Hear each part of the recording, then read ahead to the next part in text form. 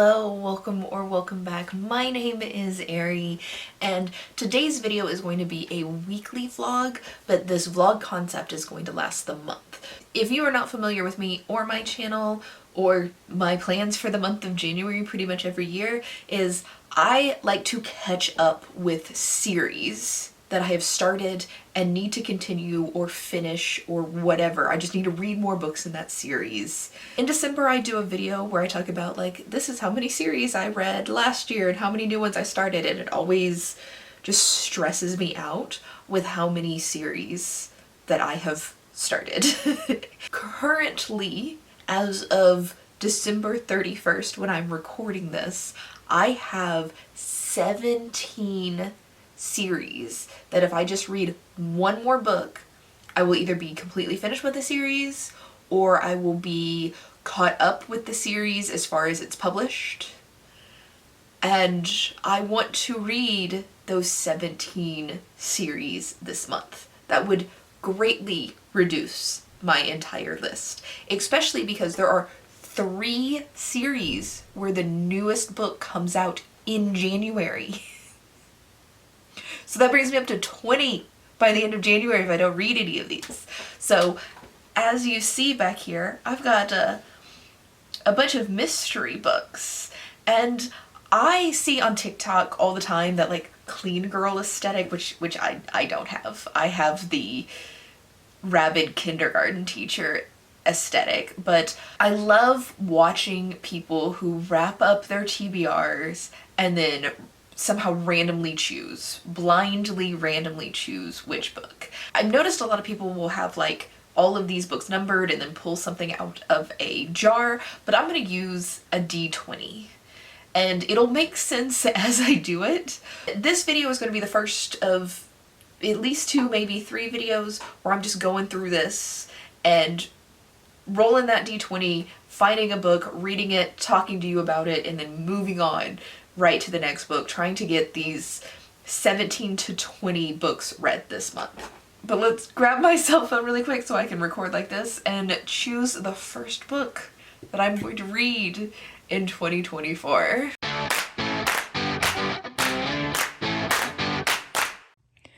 Oh, right, I'm creating a shadow, but we'll use my hands to talk.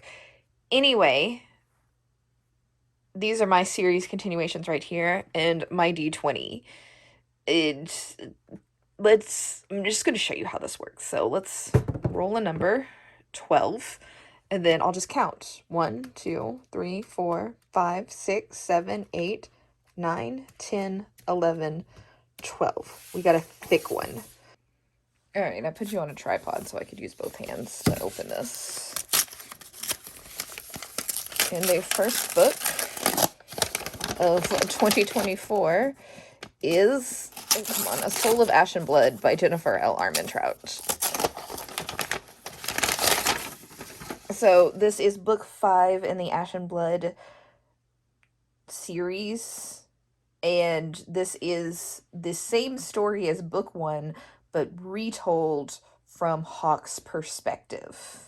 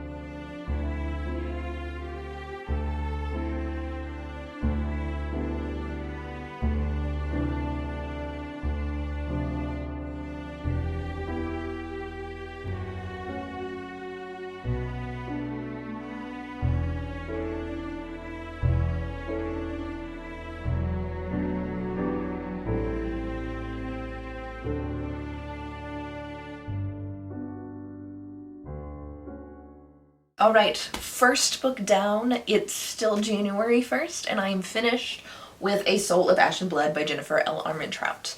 Now, this is book 5 in the From Blood and Ash series, and completing this means I am currently caught up with the series, and I'm just waiting for book 6 to be published.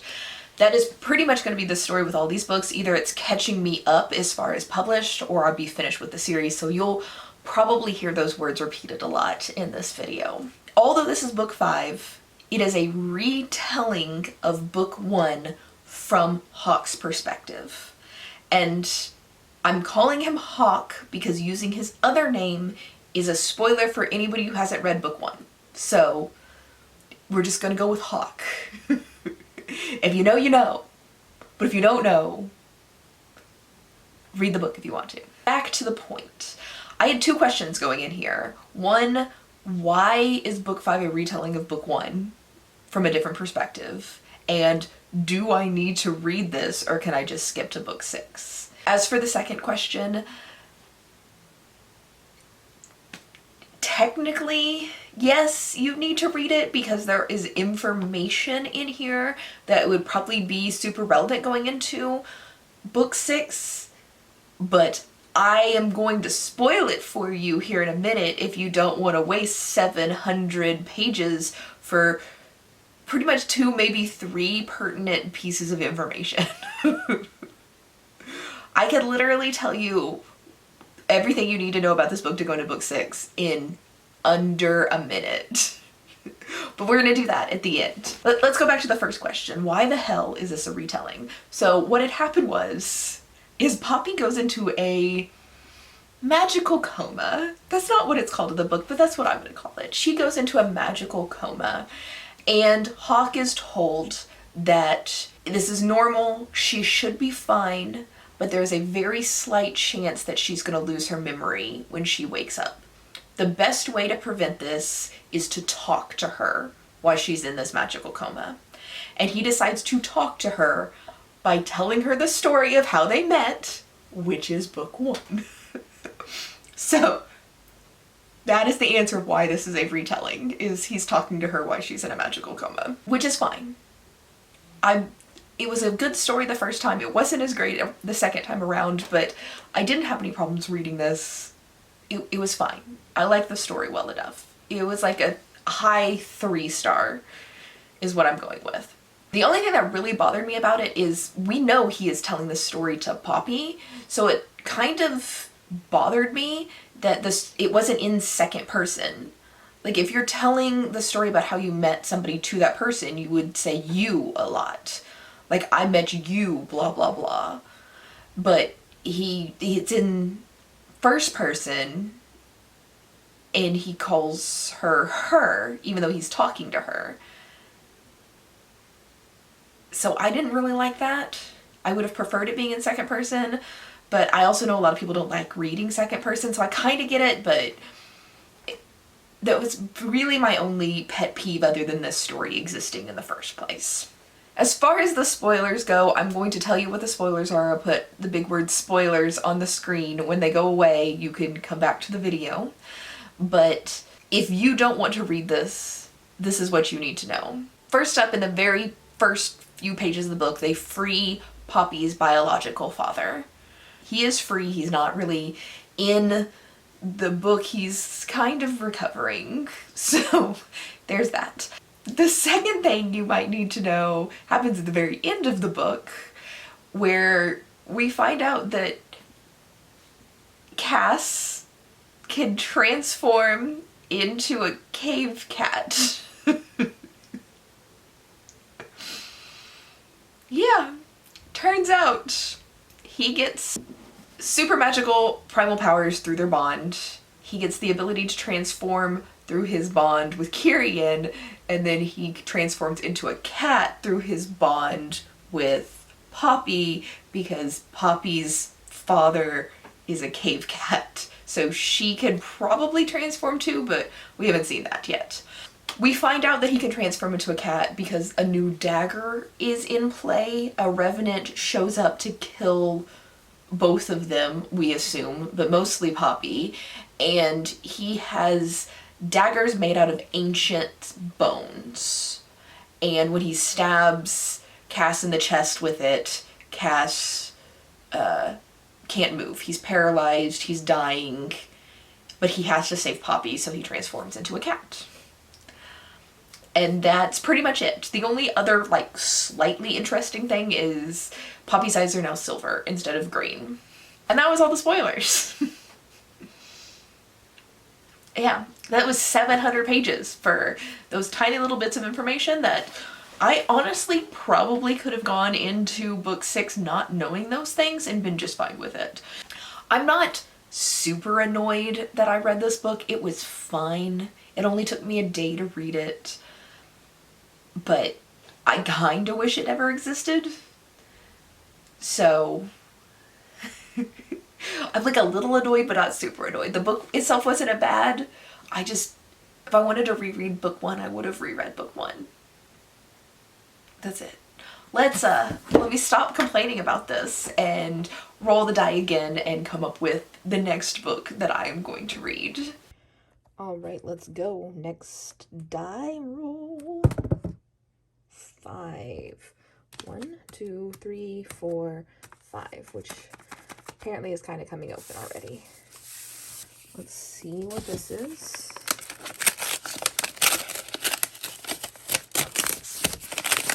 We've got Crown of Thunder by Tochi Amaguchi. Yes, I did wrap some library books in here. It's fine.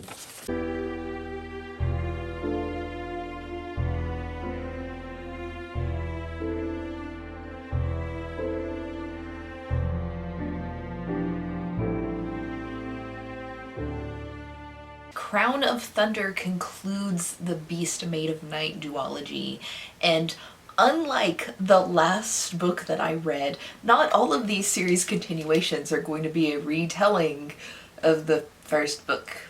So I'm going to give you the plot of the first book in the series for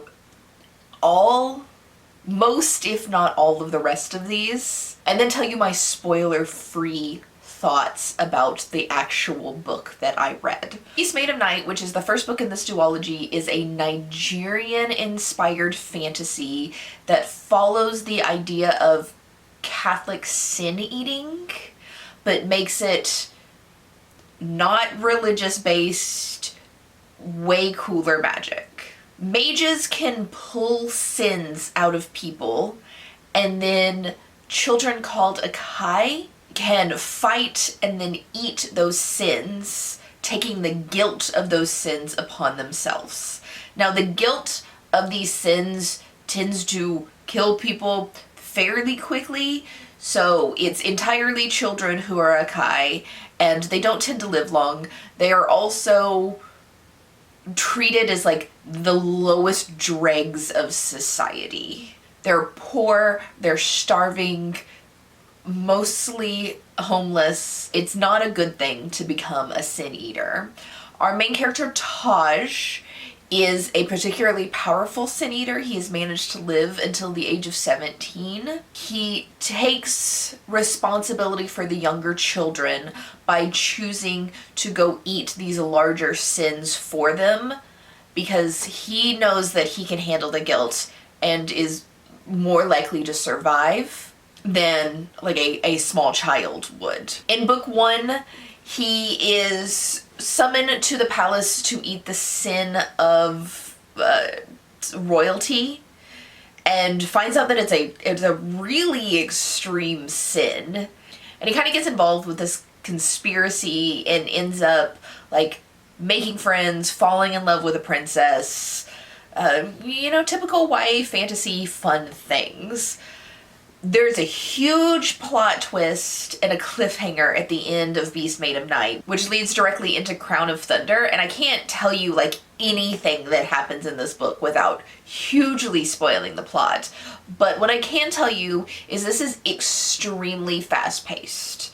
Like, the action is nonstop, pacing nonstop. It's also fairly short. It's like 300 pages. Both books are right around 300 pages. So very short fantasy, especially if you're looking to read more diverse fantasy. This duology is a great way to do it because the pacing is so fast and the books, as far as fantasy are concerned, are very, very short. The magic system in here is very unique. New terms, new food that I would really like to try, but I live in the armpit of Pennsylvania, so there's no good food here. All in all, very entertaining. It read a little young for my personal taste, so I ended up giving it a 3-star because I enjoyed it. I think the story was interesting. I blew through it really quickly.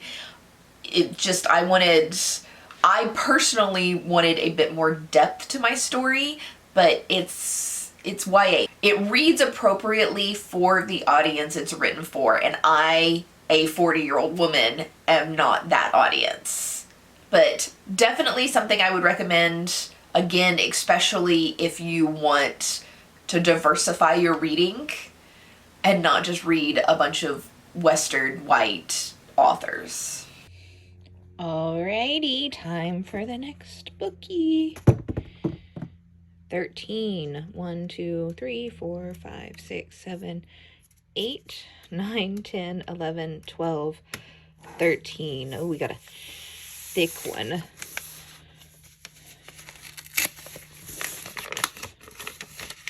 Wait, which way is it? I don't know. Looks like this way. I don't know if I could do this. Hold on. Okay, got a little whip to start. Oh, yes. We have The Ashes and the Star-Cursed King by Carissa Broadbent. I'm looking forward to reading this. It should be nice and smutty.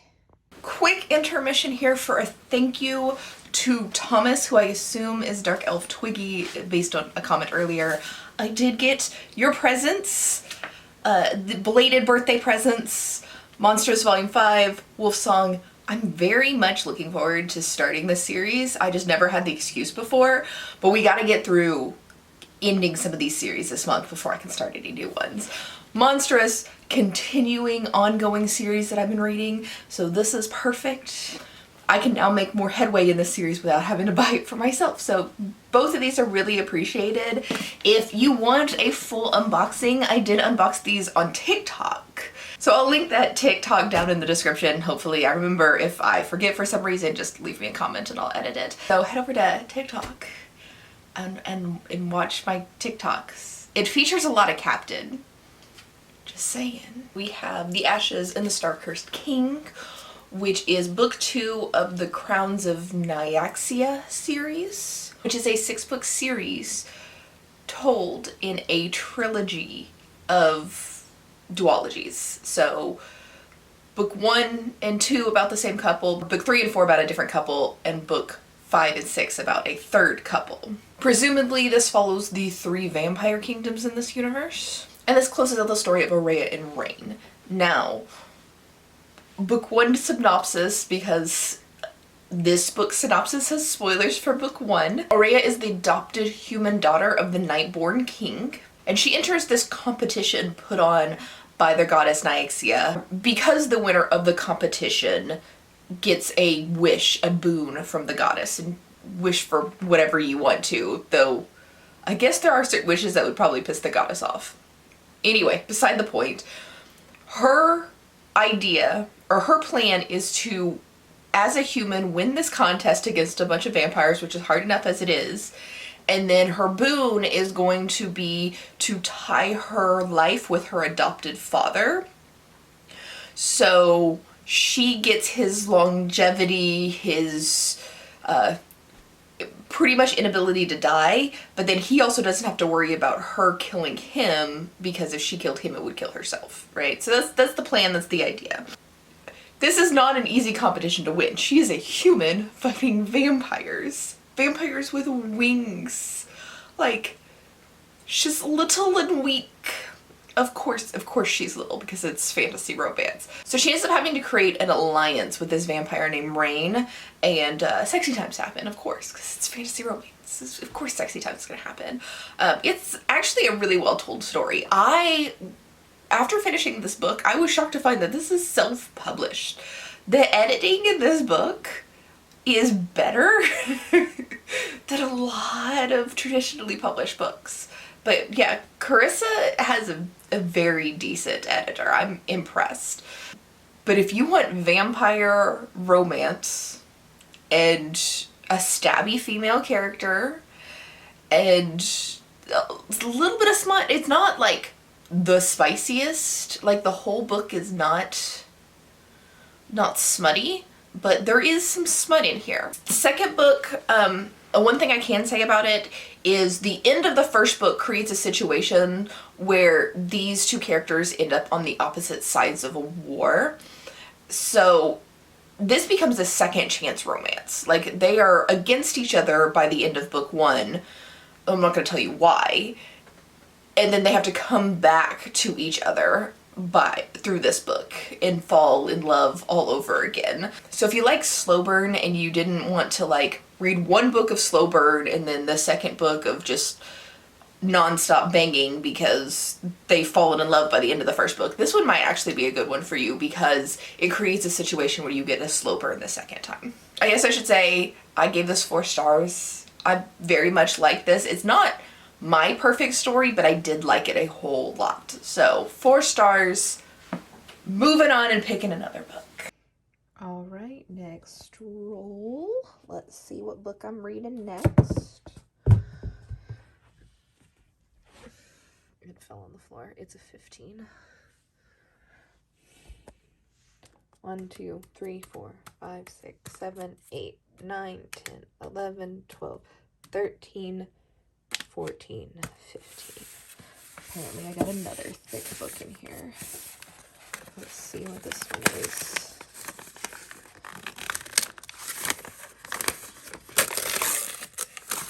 Oh no. I know what this is. Do you know what it is? Oh, god damn it. Apparently I was right the first time.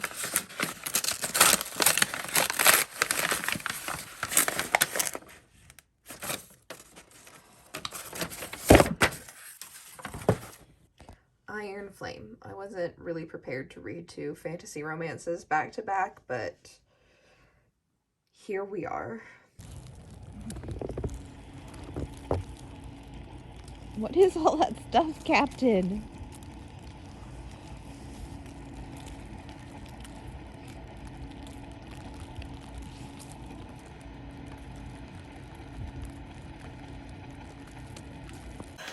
Iron Flame, done. Second book in the Empyrean series. I don't know how many books it's going to be, so I'm going to call it a series. And I'm now caught up as far as published. Fourth Wing follows Violet Sorengale, who has a itty bitty little problem called a connective tissue disorder. One of the main problems with connective tissue disorders is something called hypermobility, where all of your joints bend in the exact wrong way that they're not really supposed to, so they tend to get injured easier, whether that's pulling muscles because the muscle is being pulled too far in a direction it's not supposed to, or dislocations. Mostly with Violet we see a lot of dislocations, but there's a lot of other problems with a connective tissue disorder because connective tissue connects a lot of things in your body. Well, Violet's a little bit, she's a little bit small, she's a little bit weak, and she kind of lives her whole life planning to be a scribe because it's a great job for somebody who shouldn't really exert themselves physically due to high risk of injury. But she comes from a line of dragon riders, and her mom, who's obviously a dragon rider, head of the school even, is just like, yeah, you're gonna be a dragon rider and you don't really have a choice. So Violet's like, well, fuck, I guess I'm gonna die. Because it's romantasy, and it's a fucked up universe where over half of the students who set out to be dragon riders kind of get killed. And that's on purpose. Should also mention that one of the upperclassmen that Violet's going into school with, where it's perfectly acceptable to kill your classmates, he happens to be the son of a dude that Violet's mother killed. And pretty much everybody hates Violet's mother, so they're kind of targeting Violet to get back at her mom. As one does. So Violet is, appropriately fucked. But turns out it's the other kind of fucking that happens a lot, because she falls in love with this young man named Xaden with an X. Xaden with an X. I have to point that out every time I talk about this book because his name is so freaking ridiculous. And that's pretty much the setup for Fourth Wing. Now, Fourth Wing is admittedly not well written, but it's entertaining. Iron Flame is still not that well written, though I'm gonna be a little bit argumentative and say it's a little bit better written than Fourth Wing, but it's a lot less entertaining. Not as high rating, because apparently I care more about entertainment than I care about being well written, at least in this context. And yeah, mostly this book, or most of this book, is Xaden and Violet fighting about the same stupid thing where he's gaslighting her. And admittedly, this gaslighting thing is addressed at the end of the book, and he takes responsibility for his actions. It's kind of a miscommunication trope, like a purposeful miscommunication trope, but it's not a true miscommunication trope, but it's enough of one that annoys the hell out of me. So, didn't care for that. The end of this book, like the last 100 pages or so, are very entertaining. And it's like, oh shit, oh shit. But that didn't make up for the other 500 pages of this book and their constant arguments, which I don't care about. I understand that they're young, but I'm just not entertained by couples arguing, and it's all like, but we're in love, and it's like, yeah, you can be in love. This relationship is not going to work in long term. I have a feeling before the end of this series, one of them is going to die, or both of them, because it's not going to work out long term, y'all. I think a lot of people feel the same way I did about this book, where they just didn't like it as much as Fourth Wing. I'm not sure, because I've been actively trying to avoid getting spoiled. Now, let's roll for the next one. Before I roll, what is with this romantasy thing? I started out with less than half of these books being romantasy. Well, under half of these books being romantasy. And out of the 4 books that I pulled, 3 of them have been romantasy, and I think I only have 2 left, so the odds of me getting a romantasy are fairly low, but apparently they're not impossible, since that's what I keep pulling. So let's go over there and roll and see if I can get something other than romantasy, because I'm getting a little bit burned out on the romantasy here. We need just some sci-fi or general fantasy or something like that. All right, next bookie. An 18. 1, 2, 3, 4, 5, 6, 7, 8, 9, 10, 11, 12, 13, 14, 15, 16, 17, 18. Needed a 19 so I can get this nice short graphic novel in here. Let's see what this is.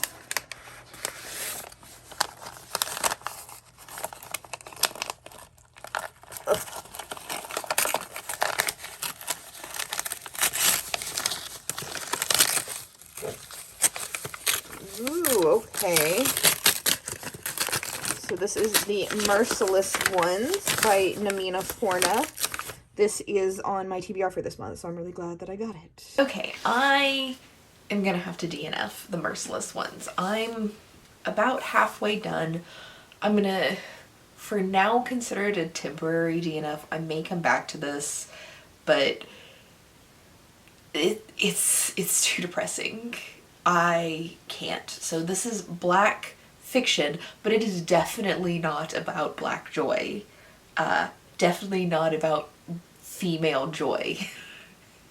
This is some dark fucking shit. So book 1, which is The Gilded Ones, is set in a fantasy world where at 16 years old, girls are cut and their blood either runs gold or runs red. If it runs red, they're just a normal human. If it runs gold, they're a demon. And of course, our main character, her blood is going to run gold. And it's not a spoiler, it says it in the synopsis. So unfortunately, with these gold-blooded women, they're considered monsters in their society, but they're also kind of immortal. And you have to, there's like I want to say like 5 ways that they can be killed, and you don't really know which way each girl could be killed, but they're supposed to be put to the death, which that in and of itself is gross. All of the details of trying to kill these women are on page. So they're beheaded, drowned, poisoned, set on fire. I don't remember what the 5th one is, but they come back to life and have to experience the torture of trying to kill them over and over and over again. And maybe beheading is the way to kill them, but it doesn't take the first time and you have to do it over and over. And all of this is on page. And book 1, now that I'm remembering it, like the first 100 pages were pretty bad as far as like the torture went, but then after that it kind of like moved on to a different plot line. This one is not moving on, and we're meeting characters who have been tortured for 1,000 years. At the very beginning of this book, they rescue a woman who has literally been constantly on fire for 1,000 years.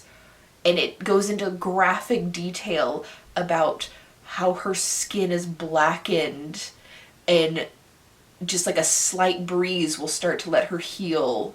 And then she goes back to being tortured over this fire that's been constantly burning, that's been constantly kept burning by priests for 1,000 years. Like, it's dark. And it's very much like a constant war between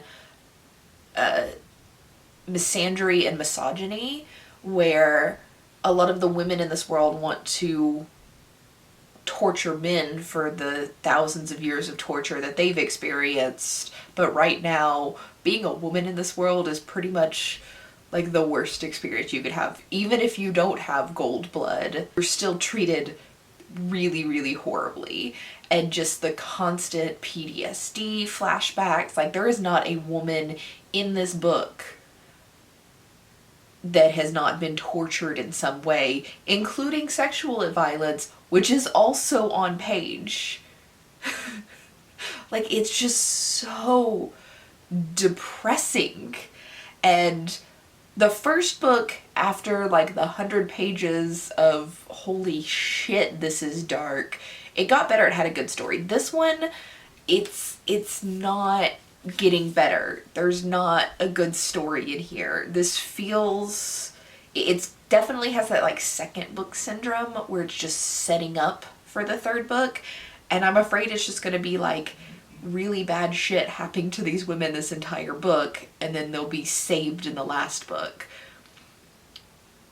But I've tried like reading a chapter, putting it down and picking up something else, reading a chapter, putting it down, picking up TikTok, but I'm just getting more and more depressed as I read this. So I'm gonna, for now, put it down. This might be something where I can like read a chapter a day or read a chapter every few days and like eventually get through it. But for the sake of this particular video, I'm just gonna set it aside and I'm gonna roll and pick something else. Alright, current goal is less depressing and not dropping the D20 on the ground. So what had happened was I did roll the dice, got another number, picked another book, and then proceeded to reread the ACOTAR series. I'm currently about halfway through ACOWAR. So yeah, I was so depressed from just the general female violence in that last book that I just needed the comfort of a book that I knew I was going to enjoy, that was ridiculous, even if it is another fantasy romance, which I just said I was burnt out on. And I was like, you know what? I want to read ACOTAR. And so I picked up ACOTAR and read it. And then I was like, screw Tamlin. I want to read Agamath. And so I read that. And then I was like, well, I've already read the other 2 books. I might as well finish off this plot line and read the 3rd. And but yeah, I'm in a much better mood. So what I'm gonna do is I'm gonna finish reading this, and then I'm gonna get back into the project that I was working on, but I'm not gonna do that in time for that last roll. So instead of like rolling and not talking about the book, I am just going to cut the video here, and then that will be my first roll for the next video. This is the book that I got. So I will be reading this as soon as I'm finished with this. And this will be the first book I talk about in the next video. I hate cliffhangers, so I'm just giving you all of the information. I mean, so far I've gotten through a good portion of these, even if that last book was just like a hit. It hit me right here in my depression. And yeah, I'm gonna pick up where we left off next week. We've got 3 weeks of this, so I have plenty of time to get through these books, and I don't even have to get through all of them. The goal is just to get through as many as I possibly can. So we're fine. We've got the rest of the month. It's only January 9th right now. So I will see you next Tuesday for another one of these vlogs.